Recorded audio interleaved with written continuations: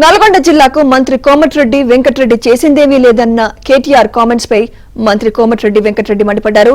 కేసీఆర్ అండతో కేటీఆర్ రాజకీయాల్లో వచ్చారన్నారు.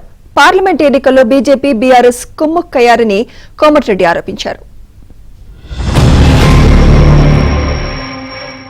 సిగ్గుందానికి ఏమన్నా అడుగుతున్న మంత్రి కోమటిరెడ్డి వెంకటరెడ్డి, నీకు ధైర్యం ఉంటే దమ్ముంటే గడియారం సెంటర్ కు రా.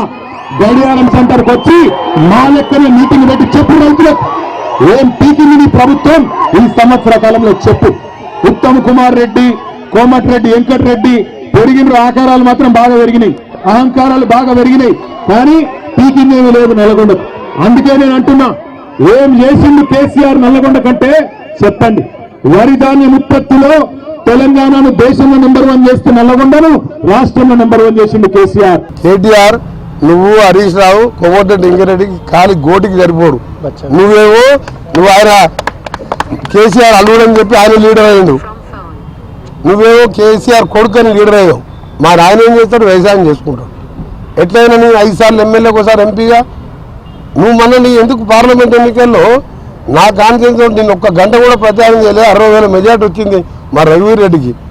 నువ్వు సిరిసిల్లలో 10,000 కోట్లు అభివృద్ధి చేసుకున్నావు కదా, 6,000 బండి సంజయ్కి వచ్చింది, 6,000 బండి సంజయ్కి లీడ్ ఎందుకు వచ్చింది?